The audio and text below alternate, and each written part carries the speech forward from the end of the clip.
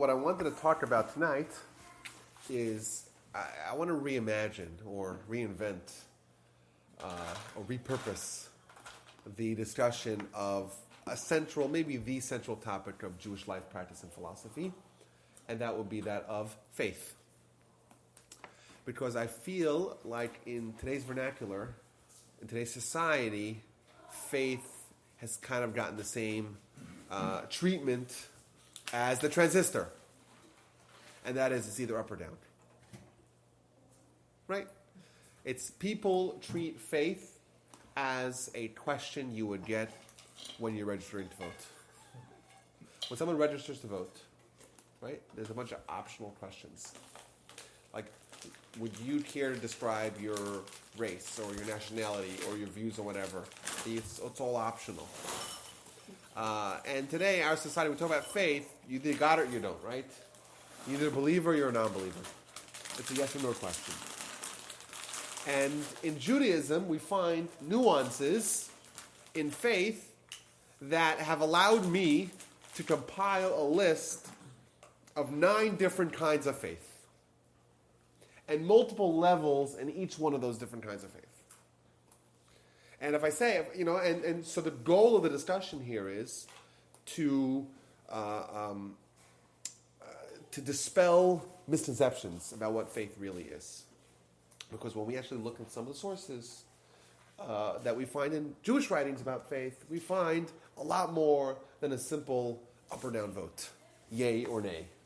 It's not you either got it or you don't. Okay? So, is everyone comfortable here? Maybe opening up this can of worms or opening up this discussion of faith? We've done worse. Okay, good. So okay, so I'm working here with an assumption that everyone in the room has what we call faith, or what people in society call faith. And I want to examine, just break it down what it is. So simply, bottom line, simplest level of faith is going to be someone who says, yes, I believe in some divine entity, divine quality, divine, intelligent creator of everything. I think that's the simplest level of faith. And if you examine the people that have such a belief, you'll find that they actually fall into 2 different categories. Number one, the people that say, hey, I have faith because my dad had faith, or my community has faith, or my church or synagogue or mosque or whatever has had faith, and I was kind of programmed into that kind of lifestyle, and that's what I believe. And I never thought about it that much, and I never actually questioned it, and I never, spent time actually addressing if it's true or not. I just accept it as gospel, no pun intended, and that's the way I live, and I'm very happy with that. Well, my dad has proof. I question a lot of things. Okay, so that's the simplest level, and I think probably most of believers today in the world fit that category. And that's people that have faith because their dad took them to shul when they were young, because the synagogue taught them that, because that's when they asked questions, that's the answer they got, and they never really questioned it. They questioned it a little bit, but that's kind of what they have. And the second, or the much higher level of faith, is going to be someone who has proof, evidence, someone who asked questions, someone who engaged in an intellectual pursuit, and concluded that it's very reasonable, in fact more reasonable than not, the fact that our world has a guide, has an overseer that's much more rational, much more reasonable, much more logical than the alternative. And we even find, by the way, that this is the mandate of Gentiles. We know in our religion, in Judaism, we have a mitzvah to have faith. But this is the mandate of Gentiles as well. Why? Because this is basics. This is basic humanity. To be a human means for someone to have a little bit of a picture of what kind of world we're in. What is this arena that we call the universe? And we expect everyone, not only Jews, to have a certain modicum of interest and curiosity and truth-seeking to actually come to the conclusion that there is indeed a Almighty God, creator of heaven and earth, who oversees everything and has dominion over all. And in fact, we even find in the Talmud great polemics amongst Jews and non-Jews. The great rabbis are are engaging in a debate with the non-Jews. The non-Jews are also fascinated with this discussion. And they, too, are trying to find their footing in this very important and central element of life. And when we look at a man of faith and we were to isolate, their faith, we'll say, okay, this guy has faith in his because of tradition. This one has faith because of intelligence. Either way, both of them in their minds, they have an idea of a God or the God. Okay? How does that sound? Sounds good. Now, if I were to ask you the question, what does Judaism demand of us? Does it demand of us to have a faith based upon tradition? Your dad told you, your grandparents told you, your school told you, shul told you? Or does it demand of us to have a faith based upon fact and evidence and proofs, a faith that is impregnable to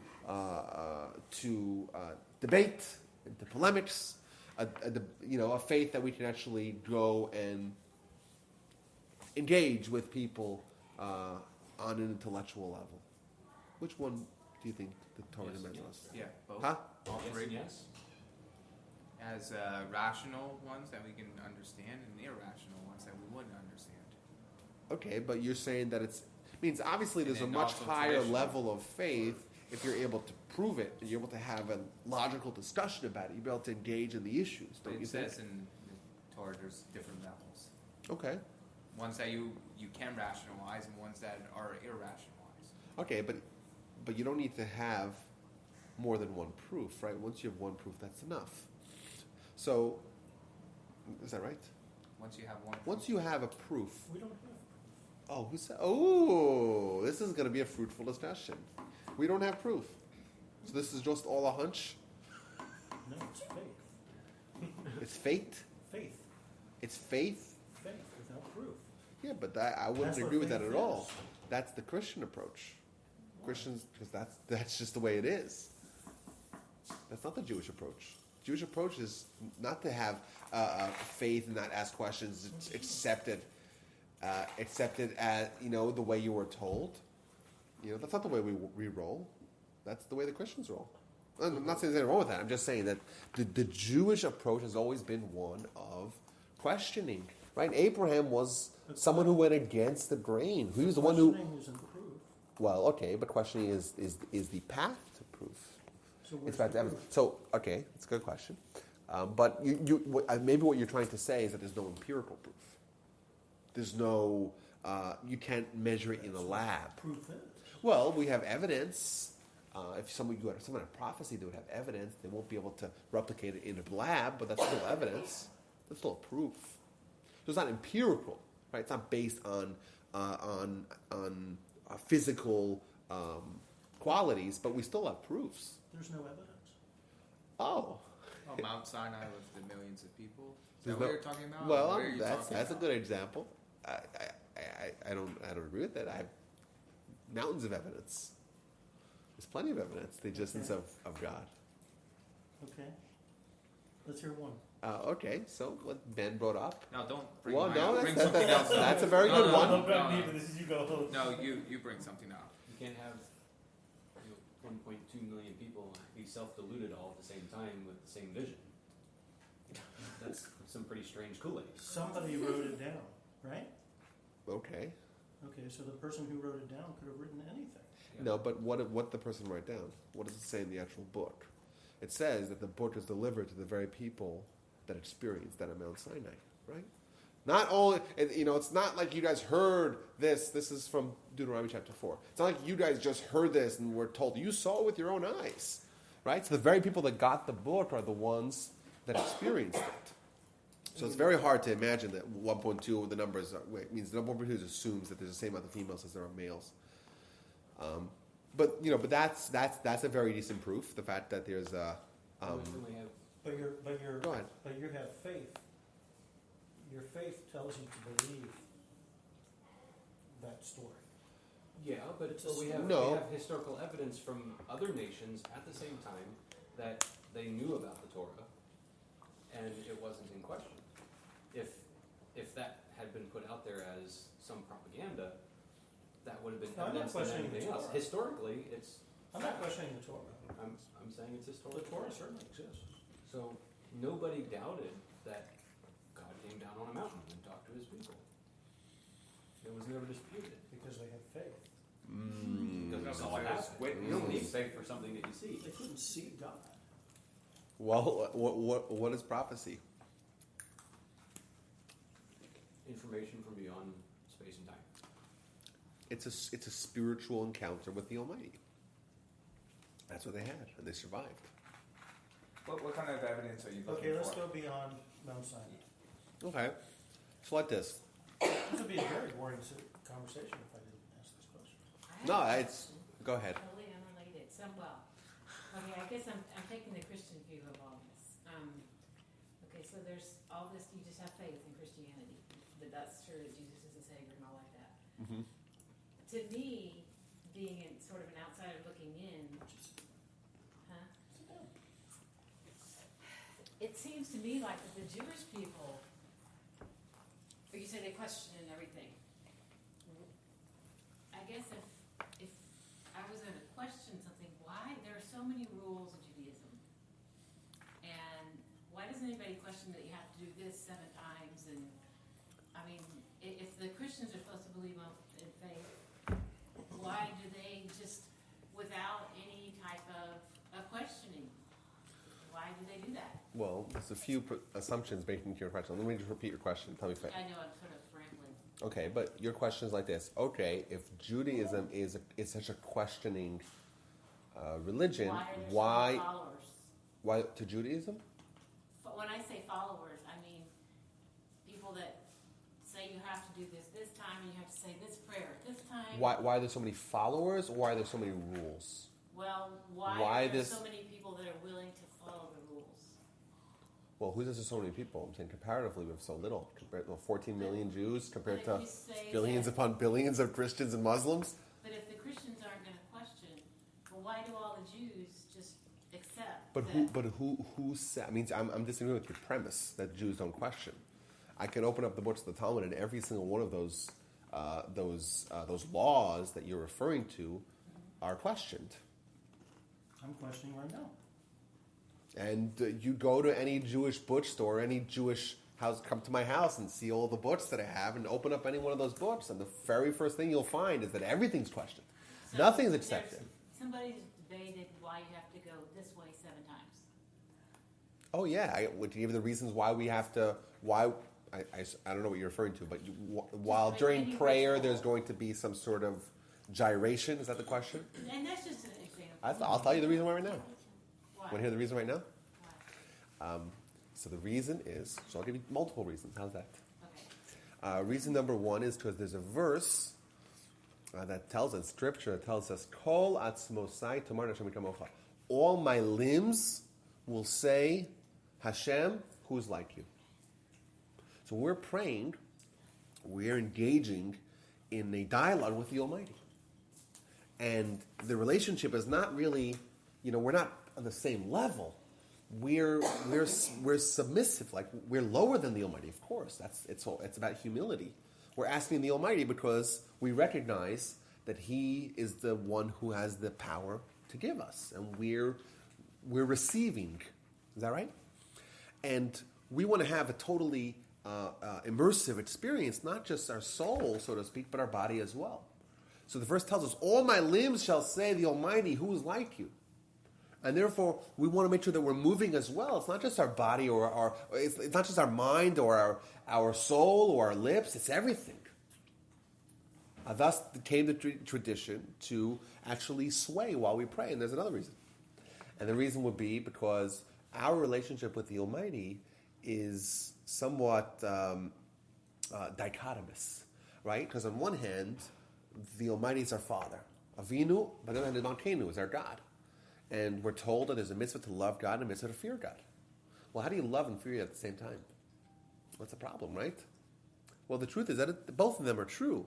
You have a certain seriousness, there's a certain fear, there's a certain awe. On the other hand, there's a certain love, there's a certain appreciation, a certain joy of having a direct line of communication with the Almighty. But what if you're not feeling it that day? Okay, well, let's finish this, right? So when we lean forward to the Almighty, it's someone that you love, you want to get close to, right? Some entity you want to get to love, you got to get close to. When we scale back, well, there's a certain trepidation when you get too close, right? It's kind of terrifying to be close to the Almighty. We lean back. Thus, we're torn between these two relationships, and therefore we're constantly going back and forth with the Almighty. So that's two classical reasons. If I remember off the top of my head, there's more. That's just an example. I mean, That's just an it's example, but every example you'll bring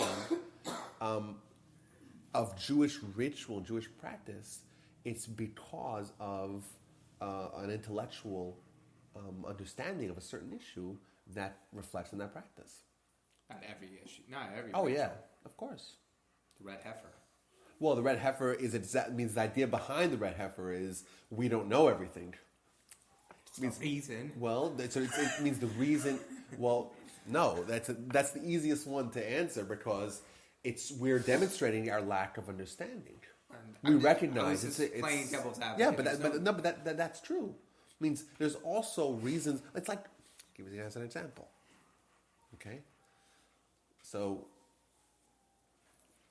in my life, right, I have a problem. Got a big problem, and it revolves around my wife. Don't we all? And that is, Enough she has some desire that I find to be illogical. No, see, it's backwards. She knows. Sorry. Okay? She likes getting flowers. To me, Shabbos flowers. exactly. To me, buying flowers is the most illogical thing in the world because it's guaranteed to not last, right? It doesn't make any sense. Why would you invest in something that is guaranteed to lose value the second you buy it? Exactly. Well, it was. Okay. All right, but cards at least have some sort of utility. This has no They last utility. more than a week. But there's no utility. There's no, right? Is there any utility in flowers? Nothing. So in life, we do things even though we don't understand them. Why? Because we recognize that the relationship supersedes, right, every little transaction, right? So if your wife likes flowers, you buy flowers because your wife likes them, even though it doesn't make any sense to you. So we do the red heifer. I was just giving you That's an a good example question. of No, a I'm just- ritual that doesn't really have an explanation. No, it does. I'm telling you, the explanation is that we do it. We were told to do it. We do it, and we do it with the supreme knowledge that we know that we don't understand it at all. We do it anyhow. I'm saying, but to cast Judaism as a religion that does things just out of blind, it's not true. Everything, every mitzvah. Look at the Talmud. Is there anything that's not discussed in the Talmud? Is there any nuance? Is there any stone left unturned? No, of course not. Our religion, more than any other, questions everything, not just in practice, but even in ideals. You know, and to say that the faith, which is the most important mitzvah, is one that it's or emuno, we say, and that it's just about blind faith. You know, that's totally untrue. In fact, the first words of Maimonides is the go-to guy to crystallizing the Talmud. He says the first thing he writes is that we have to know, we have to have evidence of the existence of God. We don't have evidence of something lacking in our mitzvah. So now that's not to say that someone who believes in the existence of God based upon tradition, that's nothing. Of course, that's something. But what's demanded of us is to have some sort of internal, or even not internal necessarily, but to have some sort of seeking out of evidence. You know, if we're working just on faith alone, That's what one looks like. What is that? That's one Thomas. question. that's what question. No, because like if you But open up, do you it's just know the questions. answer to all of it? I mean, it's just, I don't know, Christianity, it's not as prescriptive, and I've had a real hard time You coming got to a terms pope with that that. tells you what you can and That, can't. you're talking Catholic, That's that's the Pope. Christianity.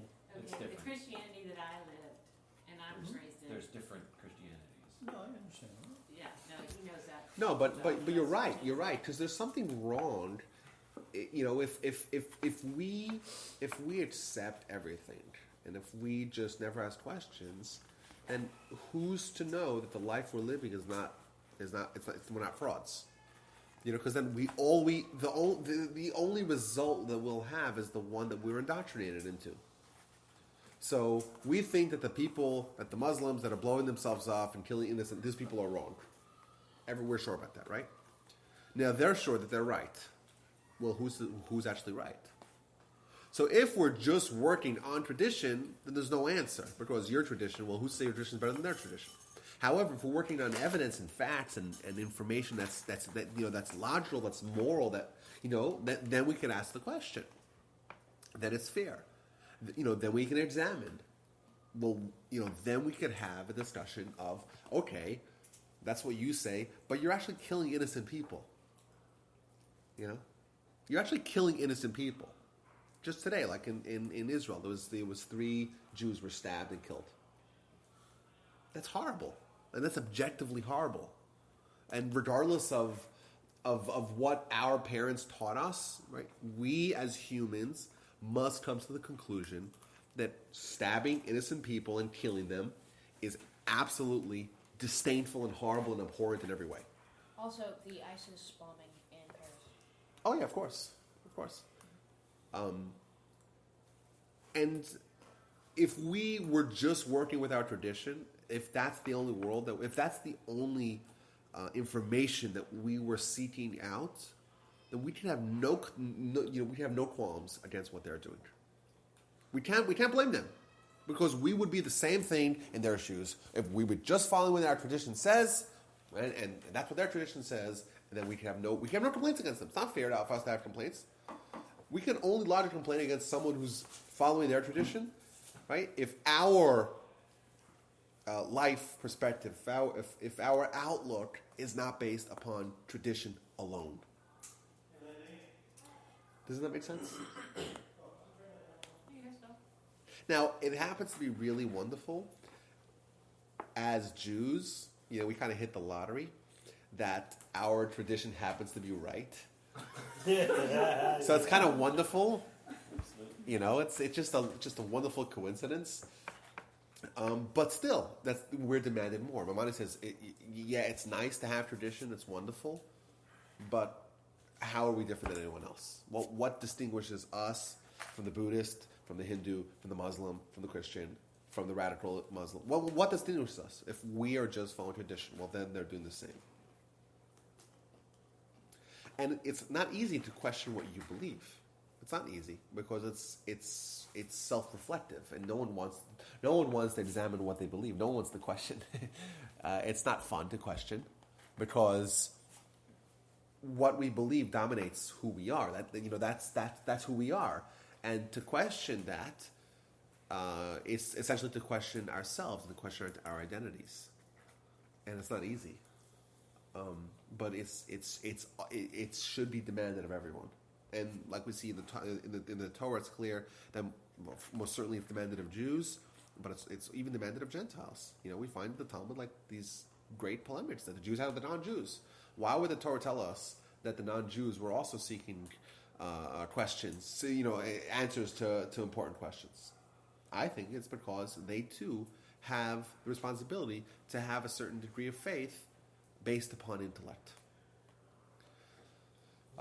I think that we should really have an entire discussion based upon some of the traditional approaches that we have had of connecting to the idea of God, not based upon tradition, but based upon knowledge. I think it's a good question. It's a good discussion we should have. Isn't that kind of like part of the Sinai experience was that God said you're kind of like the go-between for the rest of the world? Like, I'm giving you the Torah, and you're supposed to help the world see. Yeah. So truth. yeah. Well, clearly, our national mission as Jews is not limited to our nation alone. We're told that we have to be through our actions, not through conversion. true. But we accept upon ourselves a certain responsibility for the entire world, and we don't. Means, and your point's correct. that we're not trying to make everyone Jews. We may be trying to make everyone good, but you don't have to be a Jew to be good. You know, the temple. Values. The temple. Think of the temple. The temple was a place where everyone came to pray and everyone came to offer sacrifices, which is mind-boggling. Like, why would we let in non-Jews to our holiest place? Well, the answer is that no, it's not. We're not just there to service our own. We're there to. We're the moral guardians of the entire world, and that's why we have to have more responsibilities and more requirements to maintain our own status. Wait, I don't understand your last part. You said we open up the temple to other people. To do I'll tell you something the sacrifices. Talmud says. Right around the corner. Talmud says, go ahead. But those sacrifices have to be made. That's just one example. Give me another example. But no, well, going with the I mean, that boggles my mind because you know, like the wine, we can't even drink wine unless it's kosher because they might be praying to a different god.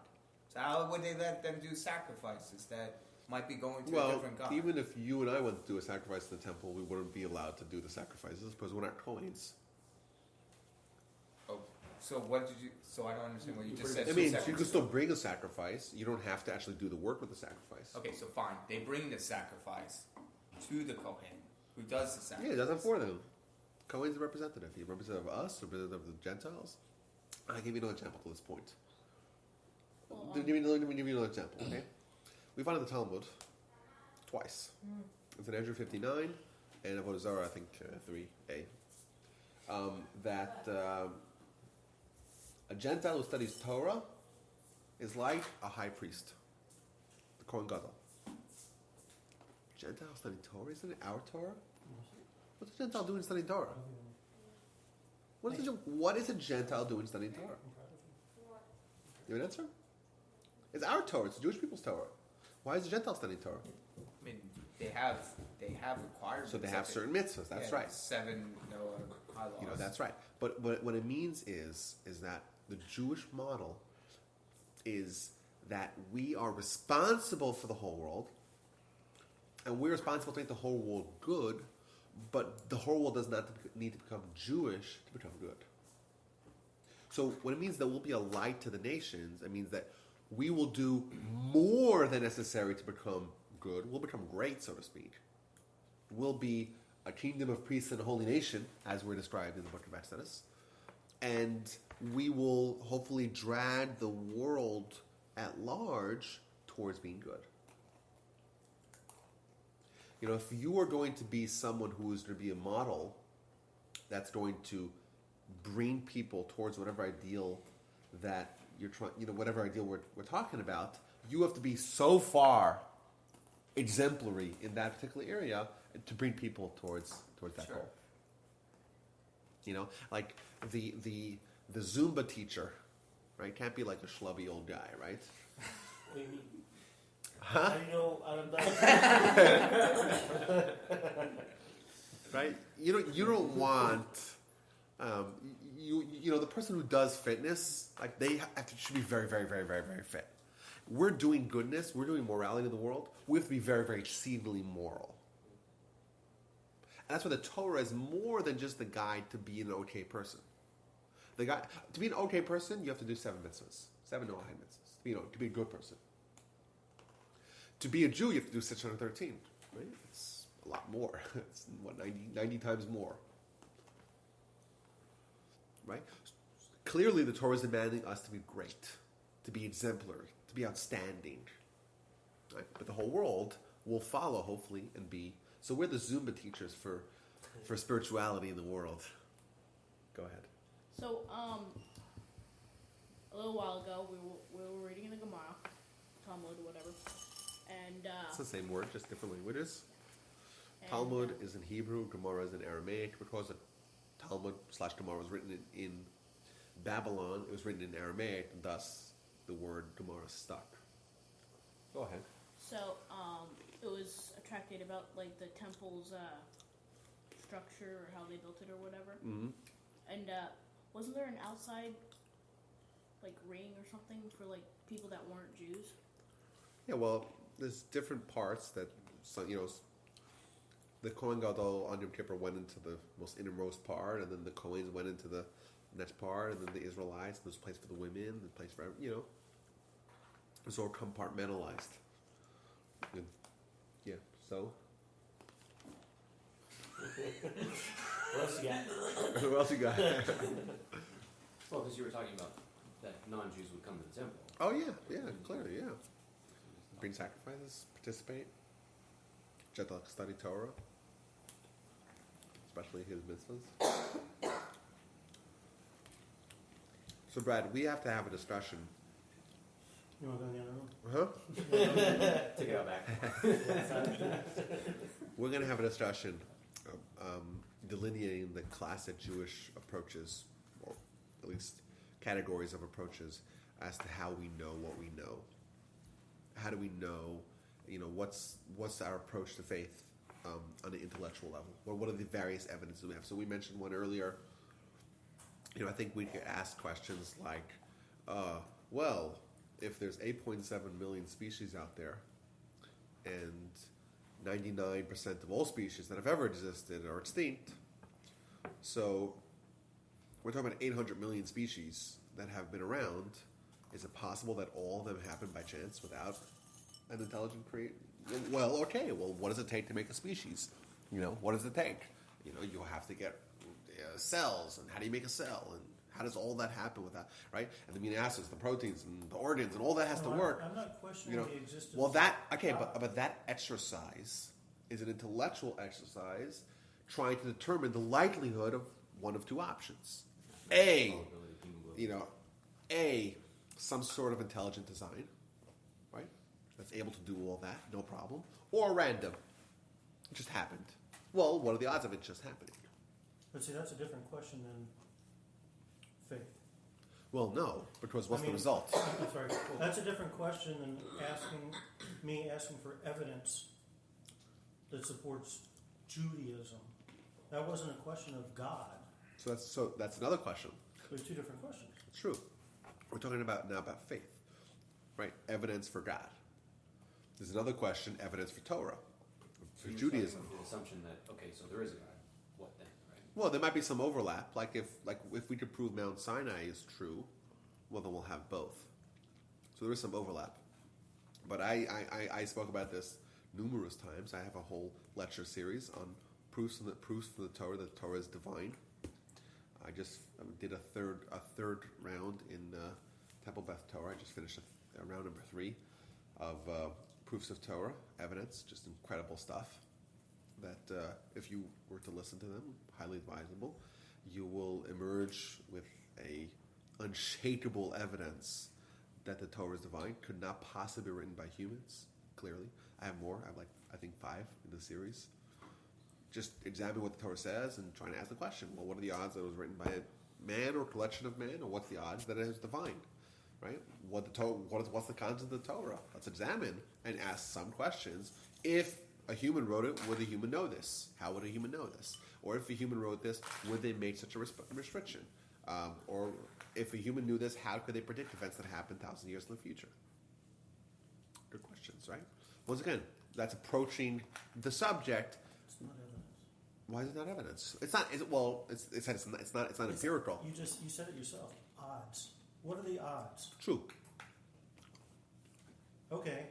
So the odds are. Well. Okay. So these things happen. That's true. So we That's wouldn't not evidence. technically call it evidence, but it's still an intellectual approach towards. It's an a rational exercise. That's true. But there is evidence as well. There is undeniable evidence as well. So some of it won't necessarily be in the realm of evidence. It'll be, okay, it seems like this increases the probability one way or the other. What kind Correct? of evidence are you looking for? Like a physical evidence? Hey! We're just finishing up. Like in an hour, you're finishing up. Hi. So, and how are y'all? Good. Very good. I don't understand. What kind of evidence are you looking for? But give an example. What type? If we had, it would be difficult. I mean, Well, go ahead. I don't understand your question. Go ahead, Brad. Let him speak. Let's hear what he has to say. no, I think it would be difficult. For example, we know that dinosaurs existed because Is it there fossils? were bones. So All right, so that's and you can build a dinosaur out of bones found in the ground. You can touch them, you can feel them. so what does that prove? So it's dinosaurs. Fantastic. Okay, Who's ever questioning whether or not dinosaurs existed? No Well, one's questioned that. What are you that's saying? evidence. Is That's there Oh. evidence like that? Physical, touchable evidence of Mount Sinai. Well, okay, so that's a good question. You want physical remains. You want like archaeology. Is that right? what's the ark? Huh? That's an arch- Yeah, where are these things? Yeah, it's a good question. So I have a whole class on archaeology in the Bible. What we have, what we don't have. So what do you want from Mount Sinai? You want the mountain? You could go to see the mountain. That's not a problem, see the mountain. But what does that prove? It doesn't prove anything. It's just a mountain. I don't want the mountain. Huh? I don't want the mountain. Right, but I'm saying I could ask you a different question. Like this isn't this. You know, this is kind of a similar question. It's been asked before. How do we know that Abraham Lincoln existed? You have pictures. Okay, so how do we know that? We have a pillow he died on. So, but it could have been someone else's pillow, right? That's not proof. Come on, you know that. Because you have a pillow doesn't mean that it's the pillow that Abraham Lincoln. Maybe Abraham Lincoln never died, never existed, and never died on any pillow. Pictures, we don't have any. Okay, so let's go earlier. George Washington. How do we know? We have his teeth. We have teeth, but who says they're his teeth? Mythical fabrication. History. Right. So that's the question. How do we know any event in history? You know, how do we know that? How do we know What that? are the odds that somebody came up with this story? Exactly. But that's the approach. I mean, the fact that we have bones, or I've never seen anyone Abraham Lincoln's bones, but the fact that we do have bones doesn't prove anything, right? So there could be someone else's bones and easily be passed off as Abraham Lincoln's bones, correct? Maybe Noah left the maggots in Maybe the yard. JFK never really died. Maybe I was born in 1986. I have no proof that JFK ever existed. And I'll ask you guys another question. This might be a little sensitive. Okay, cover your ears. How do we know the Holocaust happened? I was born in 1986. How do we know? This is 41 years before I was born. Yeah, but It's- people aren't going to build concentration camps just so people can. So that Visit okay, but empty is that places. evidence? Is Yeah. that evidence? Yeah, I would say so. You would say of so. course, yeah. Why would you say not? I'm just trying to work with Brad's model. Is that evidence? Yeah. Okay. I mean, it's quite a hoax that people are going to go to the trouble to build concentration camps all over Europe. I agree. So I that- agree. was the I'm- temple- I- was the temple listen, evidence? But there was also bodies found in there, and remains of other stuff found in film. there too. There's Listen, film. There's There's people who lived through it. Listen, They were so I alive. don't disagree with you. I have all my grandparents went through the Holocaust. But there's- I know it's true. But there's But I'm saying Is the Western there's Wall. there's a lot of people today Of what? that call into That- question.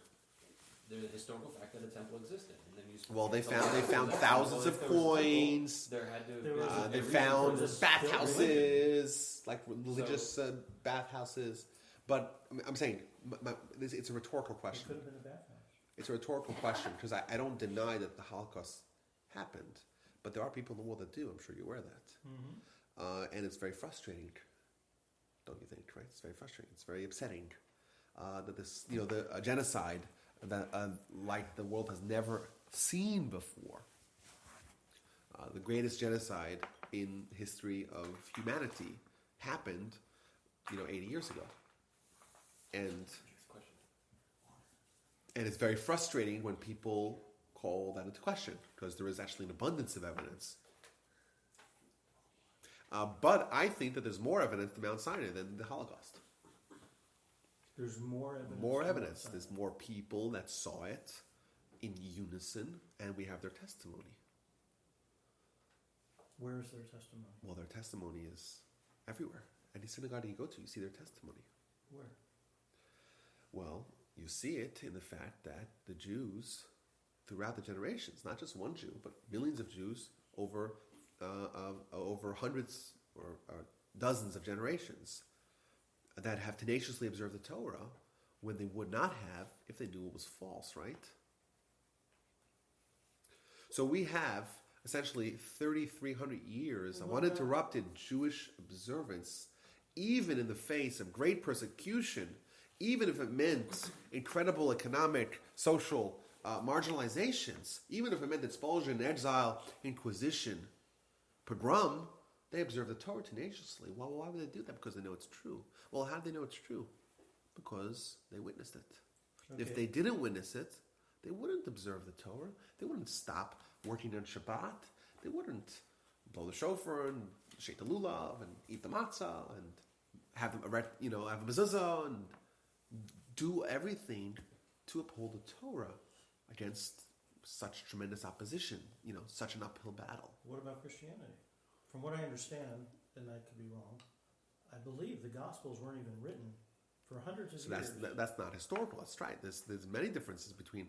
But yet, People die for it. millions of people follow it. Well, And they believe that's it's a the very gospel. that's a very very good question. But what do they believe? Means the original belief is not based upon evidence, right? Assuming Mount Sinai happened, people saw it, they experienced it, they had actual prophecy, right? You read the book, you didn't watch the movie, right? Right? The book makes it absolutely abundantly clear. Look at Exodus chapter 20, but even more, look at when it's repeated in Deuteronomy. It's very clear the people themselves, millions, a nation of millions, experienced prophecy at Mount Sinai. Like that, if that didn't happen, no one would observe the Torah. Remember, this is a historical document. Look at the end of the book. Moshe delivers the book to the Jewish people.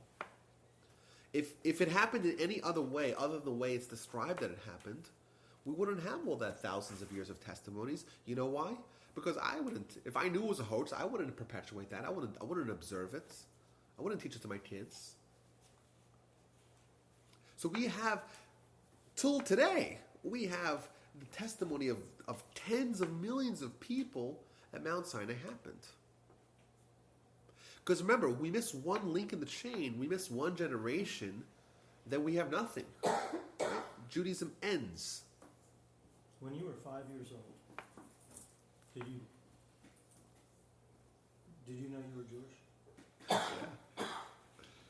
Mm-hmm. Okay, why? How? Well, when I was 3, I got a kippah. I got tzitzis. We went to synagogue. We have Shabbos. And we know what we're allowed to do on Shabbos and on Shabbos. Intellectually, you weren't at a point that you could understand. That's true, but I didn't know about George Washington either.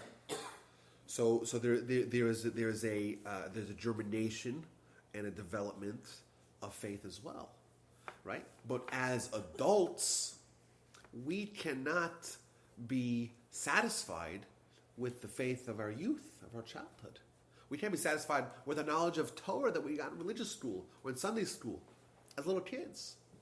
Today, the biggest battle that we have in teaching Torah to the Jewish people is the fact that people think they already know it. Why? Because they spent 2 hours every Sunday afternoon as kids. Right? And that's a big problem because they know nothing. They're ignorant. How many books of Talmud have they finished? How many pages of Talmud have they finished? None. Most people. Right? How many books of the Torah do they know? How many times do they go through Torah with Rashi? None. There's actually a track meet. So what do they know? They know nothing. They know nothing. But until you went to rabbinical school or before you became religious, you were simply perpetuating what your parents were handing down to you. Okay. So does that So matter? what? So So there if is. it was a hoax, you were already indoctrinated But remember, into it. but if it was a hoax, how would it get started?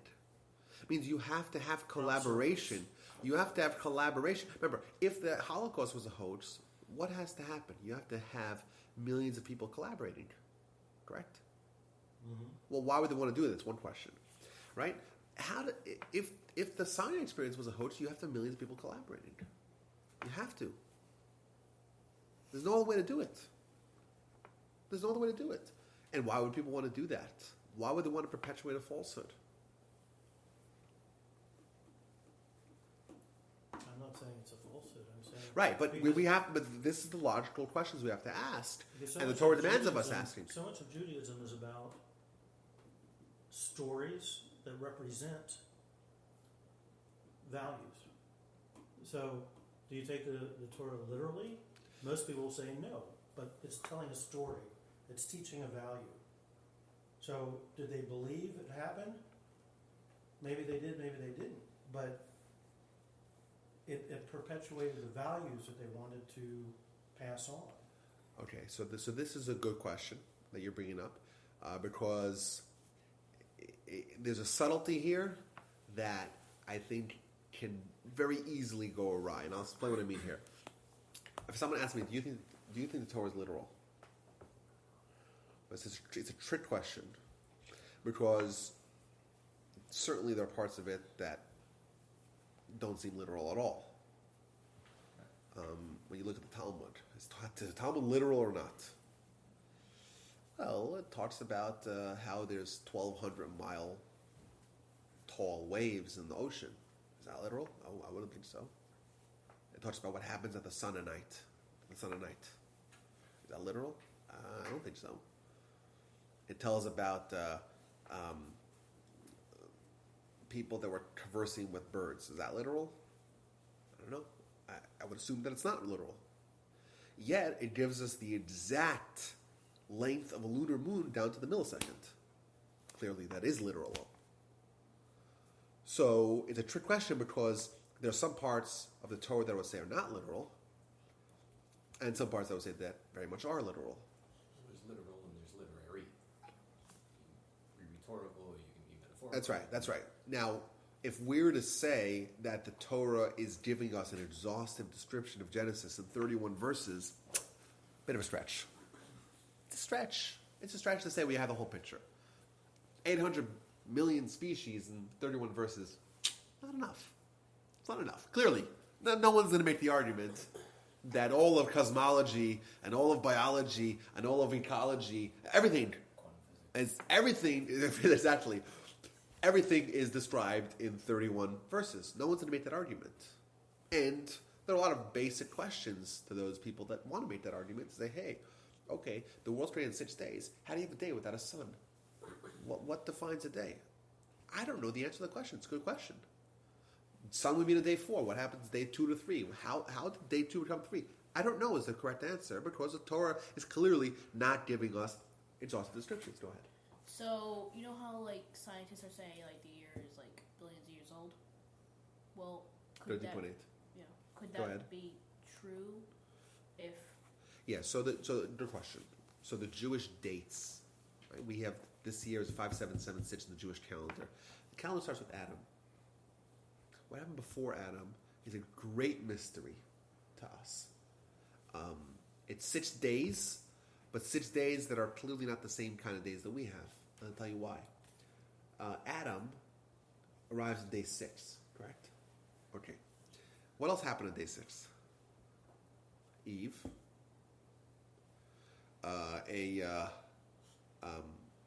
Adam knew Eve in the biblical sense. Adam and Eve became parents. There's 5 minutes right there. Huh? There's 5 minutes right there. He also named every living thing, He named every animal. every star. He had a baby in the same day. Is that one day? Maybe it's a little bit too much to do in one day to actually be created, get married, have a baby, name all the animals. Is that one day? Is that all in a day's work? Clearly not. In the days that we're used to. These are different days. What they are is a great mystery. Our clock starts ticking after the first week. 5776 since the first week. Simple. What happens before that? We don't know is the correct answer. Is it 15.4 billion years? Is it 13.8 billion years? Is it 6 days? And somehow these days are miraculously productive days. I don't know. That's the correct answer. It's very possible that there's that looking back, it looks like 13.8 billion years. The theory of relativity says funny things happen when you take space and time and stretch it out. That's the right. size of the universe. I would agree with that. Yeah. Well, from an astrological standpoint, when the moon was much closer to the Earth, the days were much longer also. Makes Also, sense. time and physics were still being stretched out, so one day could have been dectillions of years in our standards. I would agree. Wow. That's right. Looking back from our perspective, back into history, we have 5776 plus 6 days that could be who knows how long from our perspective. From God's perspective, right? He's not bound by time, right? We know that. So he could coexist. He can exist simultaneously then and now and in the future. He's not bound by the same rules. But so to answer back to your question, so is it literal or not literal? The true answer is that we have to have. And Maimonides, by the way, goes off on this. There's a great diatribe. If you want to read a great diatribe about Maimonides, so he tells us that there's three kinds of people that study Torah. And he says the people that study Torah and say it's all literal, those are fools. People say they study Torah and say none of it's literal, they're also fools. Right? We have to know what is the Torah to get a sense of what the Torah is describing. The Torah is talks about Abraham and Isaac and the binding of Isaac. What happened there? What happened there? So we find statement like teachings in the Midrash that talk about Abraham actually killing him. Well, you read the book, it doesn't seem like that, right? He stopped before he killed him. Did he kill him? Did he kill his feminine soul that he had, and now Isaac reemerged, but as in with a different soul? I don't know. It's not written there in the written text, but when we dig into the other sources, we may find more things. So maybe it's not exactly literal the way it's described. I'll give you guys another example. Reuven. He had a great scandal. What does the Torah say about him? That he slept with his father's wife, Bilhah. Now we know that actually never happened. It did not happen. What actually happened was that he tampered with the bed, the sleeping arrangements of his dad. And he took his bed and took his pajamas and took his night table and moved it out of one tent and moved it to a different tent. You're talking about when Rachel passed away? That's right. Okay. That's what actually happened. But the Torah has a way of conveying an idea. It does it in very extreme terms. Right? What does it say? It says that Reuben slept with his father's wife. Now, did he actually sleep with her? No. But for him, it's for the Torah's perspective of Reuben, it's equivalent as if any kind of tampering with the sleeping arrangements of his dad Jacob is tantamount to the ultimate defiling of his dad's honor. I'll give you another example. Moses, greatest man that ever lived, man who had prophecy, right? If I were to ask you the question, did Moses have faith or not? You would say, of course he had faith. Except for one time. And then what does the Torah say about him? Right? He took a rock and he gave water to a nation of millions out of a rock. Would that be a faith-inspiring episode if we saw it? Yes, most certainly. How does the Torah characterize Moshe's activity with the rock? Moshe and Aaron, you guys have no faith in God. What? What does that mean? How do we say that Moshe didn't have faith? It means that and clearly it's not literal, right? Because Moshe does have faith. How do you say that if Moshe doesn't have faith, none of us have faith. Moshe is the greatest man that ever lived. The Torah itself says that. No one will ever be a prophet like Moshe, the most humble of all men. He didn't have faith. There's no prophet like him. You don't think you have to have faith to be a prophet? Of course. What it means is the Torah has a way of speaking. And for Moshe, on Moshe's level, any act that's not 1,000% perfect is automatically terrible. Why? Because Moshe has higher standards. For Moshe, something which is awe-inspiring and faith-inspiring and would be enough inspiration for us if we saw it, for a lifetime of faith. If we saw Moshe hit the rock and suddenly water is everywhere, and there's enough water for everyone to drink, if we saw that, we would have enough faith the rest of our lives. No question. None of us would be tempted by any cheeseburgers. None of us. We wouldn't. And the people in the desert, not the same case. Well, we'll talk about the people in the desert, right? But if we saw that, we wouldn't. We would just give you the books. We just, sorry, Rabbi, I'm learning. I'm studying Torah. None of us would have any questions of faith. Yet Moshe, who did that, he said that the guy who did, the perpetrator, doesn't have faith. It means that we're talking to Moshe at his level. On Moshe's level, even though he did an activity that's obviously faith-inducing for a nation of millions, for all eternity, For Moshe, where he could have done it slightly better by not even touching the rock, by talking to the rock, to him, he doesn't have any faith. That's the way the Torah talks. Now, no one has ever made a claim that the Mount Sinai experience was anything but literal. And the Torah goes out of its way to make it clear that this is actually happened. Because it's the bedrock principle of everything. And if that's not, once we say, oh, well, it's all allegorical about that, right? Once we do that, then we're toast. The whole thing, we got to scrap it. The whole thing, the whole religion is a house of cards that crumbles. And especially because no one ever made that claim. No one ever made the claim. You open the Talmud, look anywhere through the Talmud, find someone that made that claim of the Mount Sinai experience being anything but the way it's described. So even though the Torah might not be literal in every word that it says, in the Mount Sinai experience, clearly it is describing events that happened, that were witnessed by millions. And for us, and we have their testimony as well, because they got the book, which described those events that they themselves said, and that book and those events are the framework and the fabric and the bedrock that the entire religion is based upon. So every mitzvah that anyone does is an affirmation of that truth. Not only that, we have all the other nations really accept that as true, because they accept the Old Testament, so to speak, or the Torah as being true as well. So to say that we have no testimony, we have testimony till this day. And we have uninterrupted testimony. We have testimony that has never ceased. Because if it did cease, we wouldn't be around. If you have one generation that is disconnected from Torah, that's it. It's over. The Jewish experiment is a failure. But we don't have that. We don't have that.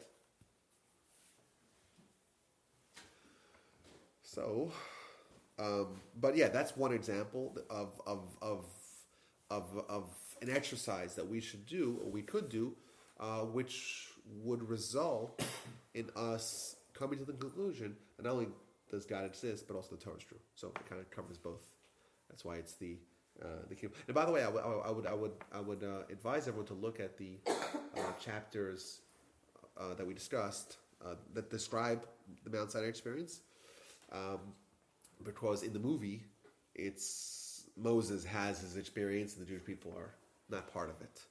If you read the book, not only are the Jews part of it, and they're experiencing and they're witnessing it alongside him, but the Torah makes it very clear that you weren't told about this. This is not something you accepted upon tradition. This you saw with your own eyes. And not only that, I'll say even more. Chapter 4, verse 32 of Deuteronomy makes a bold and audacious claim that itself, if you just read the claim, not having to know the facts, the base, the back up the claim, would prove to you that the Torah is divine. What's that claim? Do you know what that claim is? Huh? What was the question? Yeah. Sorry. There's a claim. There's a prediction. Prediction. Oh, the slavery? No. That's Well, not I mean, right. there's so many predictions. Which can you narrow it down? Okay, the prediction that the Torah makes in chapter 4, verse 32. You guys got it on your phone? Can you, Slow Wi-Fi. yeah, what's it about? And Well, it's about Mount Sinai. This is like this. It's like a challenge to the reader of the book, saying, I challenge you to find any narrative in all of human history, all across the world, of a nation hearing the word of God and surviving.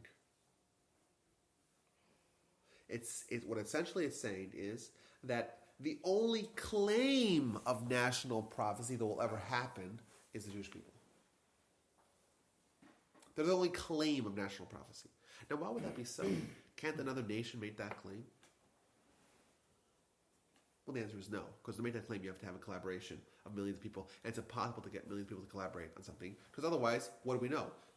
How do we know that George Washington exists? How do we know the Holocaust happened? All of us were born after the Holocaust happened, right? How do we know? How do we know anything that happened before or outside of our... How do we know that's China? Has anyone ever been to China? Brad, you've been to China, no? Mm-hmm. Okay. So, but the rest of us, we've not been to China. right? How do we know that it exists? How do we know? How do we know? Satellite images. Huh? Satellite images. Have you looked at satellite images of China? Yes. You have.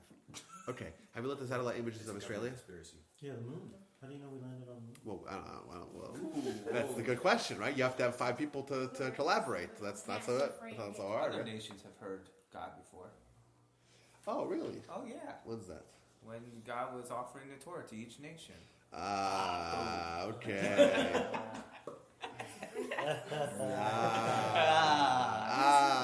Yeah. It's a good So? question. No? Sneaky. So where does it say that? I'm gonna ask you. Where's your evidence? Yeah. Where's well, my how do you know evidence? that? How do you know that I happened? think it was in the Talmud chapter. No, I'm just kidding. I don't remember where it's You don't at. know. Yeah, it's Also, just it's in the midrash. I think they would remember if a gigantic spirit came to them offering them a book of beliefs. They would probably write that down. I'm sorry. If God, as a spirit, or if he even sends No, but a message. this is more. This is not just that it never happened. We know it never happened, besides for the Jewish people. But it was never claimed to have happened. So what Ben's referring to is that the Talmud says in the book of Avodah Zarah, chapter 1, page 2, It's off. right? This is the wrong Ben. Yeah, I To have be, to get the 2.0. that the Torah was offered to the nations of the world, and the nations of the world all asked, well, what's in the Torah? It's the opening of every rabbi's joke. I've never said a joke about this, so what's a joke? Tell me. Enlighten me. Oh, they like offered it to, whatever, the Muslims. So like, well, what's in the book? The Muslim said, and God says, well, I don't know, make something up. Oh, you can't have adultery. Oh, we're out. Oh, Or, that's Egypt, yeah. or we can't steal. Oh, we're out. Is it free? Yeah, we'll take Yeah. 2. Yeah. That's the Yeah, general. that's it. Yeah, and then they offered to the Jews, and we'll take 2. No, Or, like, what does it cost? That's what they asked? Yeah. That's hilarious. Gotta put So let me ask you a that in question. the Let repertoire. me ask you a question. Yeah. Okay.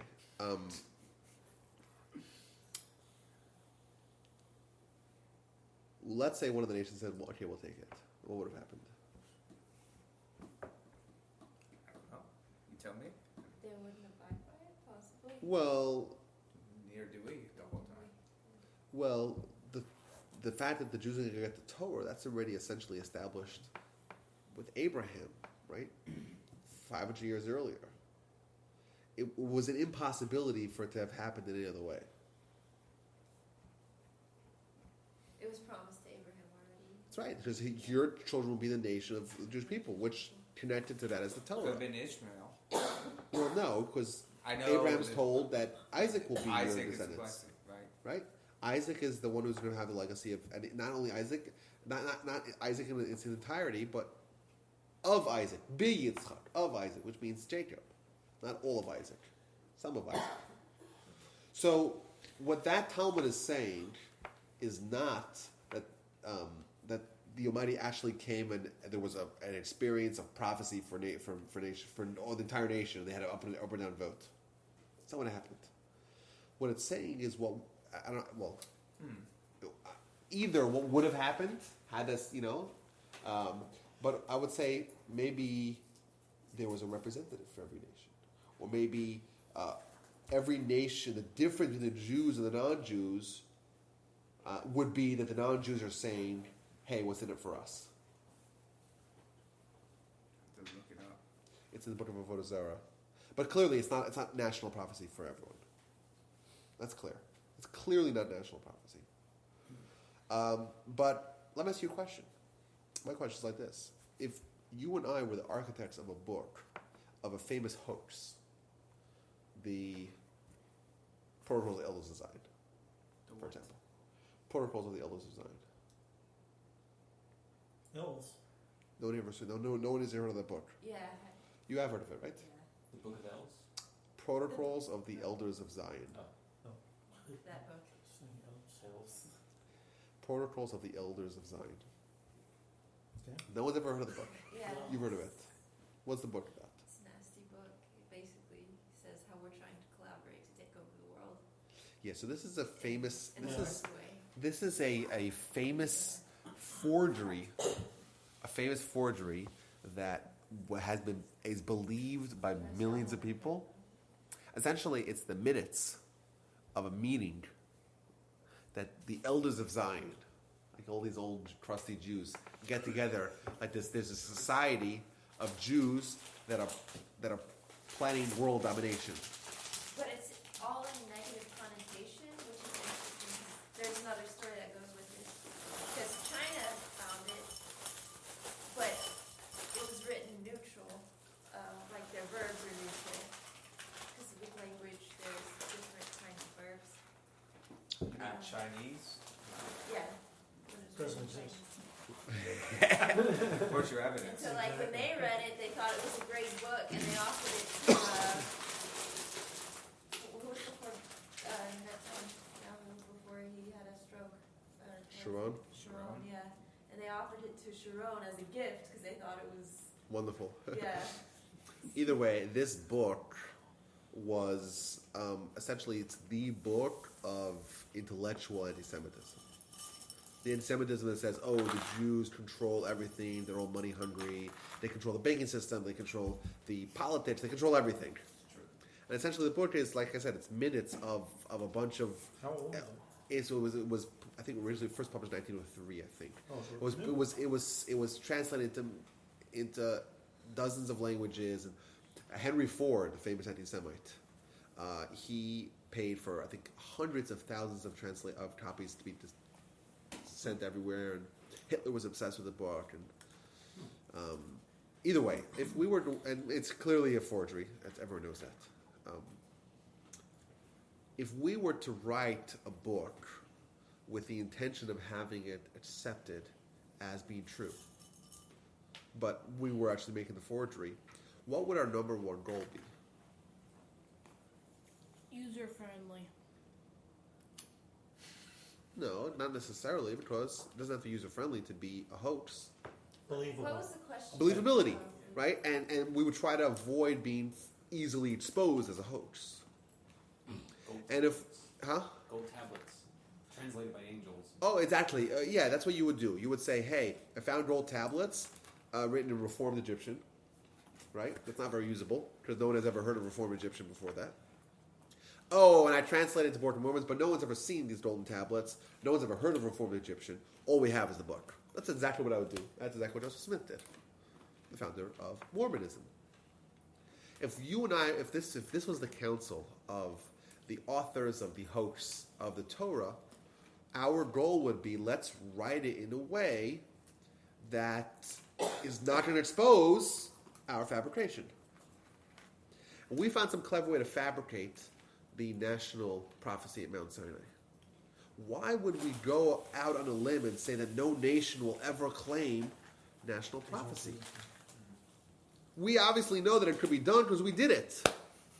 Why would we expose ourselves to someone else doing it, being as clever as we are, and thus be exposed as forgery? And today we know that there's no other nation that's ever claimed national prophecy. Well, why not? Because God never came to them.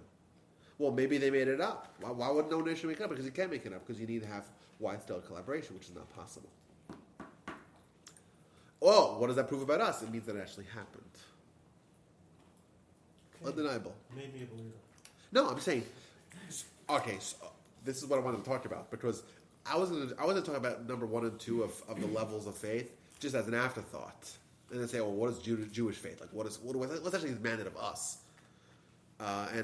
Unfortunately, we're not going to get too far down that. But I still came up with another 7 levels of faith beyond having a certain degree of evidence, a certain degree of understanding, intellectual understanding of these principles. Because we know, like Esau, like Jacob's sparring mate. According to Jewish tradition, he was actually a great scholar. And he was someone who maybe had faith, not real faith, but it was all relegated to his mind. Why do you say he was a great scholar? What? Why do you say he was a Well, great what scholar? does Rashi say about him? Rashi tells us that he actually would have these nuanced discussions of laws of tithing. How do you tithe salt? He asked his dad. How do you tithe salt? So I thought it was the wild woodsman. Well, yeah, the Torah exposes who he truly is. And he didn't go to the tent and study for years. That's and true, whatever. but he would go. He was actually a great scholar. But the Torah looks at him not by what he knew, but rather how he behaved. And if your behavior doesn't reflect that you know, well, there's something wrong with what you know. I'll give you guys an example, a real life example. If he was a great scholar, Yes, go ahead. then why did he marry a non-Jew? Well, who said he had to marry a Jew, right? What do you mean? Who said to marry? I don't understand. Well, first of all, your question is exactly my point. He didn't behave that way. Huh? He didn't behave. His actions weren't a reflection of that ideal. Maybe he was a great scholar, and he still married a non-Jew. What's the problem with that?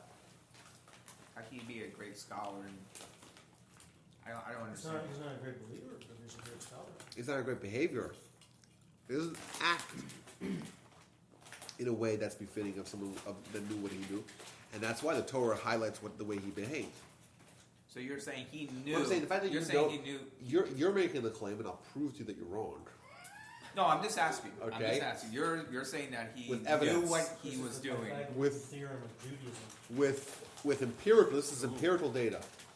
You think that because people know something, it means that they'll behave in a way that's in line with that knowledge. No. Because otherwise, your question doesn't make any sense. You're saying, "Hey, Esau's a great scholar. Why is he not behaving like a great scholar?" Well, I'm saying, yeah, those two are not necessarily in tandem. I'll give you proof. What's my proof? I asked this question to a group of. You're going to talk about human behavior, or Yeah. you? Oh, yeah. Oh, that's a bad example. Why? Esau was a human. No, you're so disturbed that he behaved in a way that was As do as I say, unbefitting. not as I do. Right. So who here thinks that texting while driving is exceptionally dangerous? But What? everyone does it. Who here has said they've never done it? I asked a question. Yeah. Yeah. Which drivers among us have never texted while driving? Miriam, have you texted while driving? Okay. That's why So- you got a new phone. So what does that I mean? got a new phone, I can text. What that means is that, yes, that's the human condition. We don't actually behave in a way that's in line with what we know. Well, It's a different realm. Esau knew a lot, but he didn't behave in a way that reflected that. And that's why he's the great villain. Because the Torah demands of us to do more than just know things. It demands of us to behave things, to act things, to live in a way that's in line with what you know. He's the lineage of Rome, right? Yeah. How could a great scholar deviate so much from the Torah then? oh, look at Rome. Well, the Romans were very intelligent, very scholarly, very developed. Just because you're smart doesn't mean You know, you're gonna act the Okay, same way. I guess maybe I'm mixing up words. Are you saying Look at that scholar of difference. Torah or just scholar intelligently? I thought you'd say he was a scholar. He was a of Torah. master of theoretical knowledge. So not a scholar of Torah. Maybe he knew Torah, maybe he knew wisdom, maybe he knew everything. I'm sorry. I thought you were saying he was a scholar of Torah. I I happen to think he misinterpreted. was a scholar of Torah. I'm sorry? I don't think he was a scholar of Torah. That's why I was questioning. That does not make sense to me. Okay. How do you define scholar? A scholar of Torah? So I mean, that's a hard definition. Okay, so but someone that's Let me give, familiar Let me, in- let me give you a statement of the Talmud, okay? Tell me if this helps you. Talmud says in the book of Avodah Zarah, 18b. So when I'm going to question you, I'm not going to We're just just say looking at Talmud. ideas. Avodah Zarah, yes, a lot of fun. It says that if someone has Torah but not kindness, it's akin to someone who doesn't believe in God. that's you have to have the 3 legs. We talked about that, right? Chesed and the 2 other ones or whatever. Right? What's my point? My point is, yes, it's possible for someone to have Torah but not have kindness, not behave in a way that's befitting of. But that's very bad. It's still possible. And that's who Esau is. That's exactly who he is. He had all the Torah of the world, but he behaved like an animal. And the Torah highlights his behavior, not what he knew. And similarly for us, what's demanded of us, even in the realms of faith, is not limited to our knowledge, our mind, our intelligence. Rather, it has to penetrate into our behavior. If your faith stays relegated in your mind, there's still something lacking in your faith. By the way, what's a mitzvah? Commandment. I know that, but what is a mitzvah? Obedience of the commandment. Mitzvah is a behavior that someone does as an act of faith. It's an act of faith. It's not a thought of faith. It's not in your mind. It's an act of faith.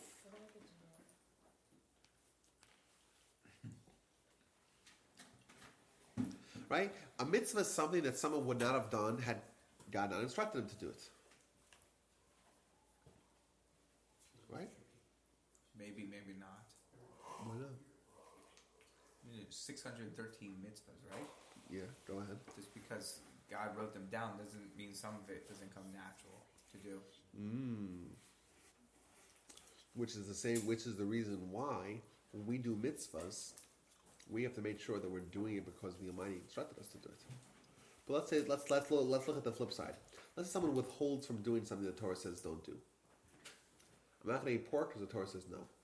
Well, that's a mitzvah, right? That is a behavior, or being it's withholding from a behavior that you wouldn't have done if God not instructed you not to. It's an actualization of faith. And clearly the Torah demands that of us as well. So, I think on the very, very basic level, we have a Jewish faith. We are talking about a behavior that is a reflection of a certain belief. Not just an understanding, intellectual understanding in our minds, but in how we live as well. Now, I have like I said, 6 more of them. Unfortunately, I have to go because I have a babysitter that's going to wait for me, and I have to go home because My babysitter kicked my 4-year-old out of the house. Are you serious? Yeah. Just now? Yeah. Well, she exiled him. They exiled him to the garage apartment with my in-laws. That's not terrible. So bad. I was just thinking of just a 4-year-old Outside. parading down the streets like helplessly. Playing in the street. Well, the point is that he misbehaved really badly when we met her. Your kid? Yeah, my little, The little one. the little one. The one that's like doesn't say anything or do anything?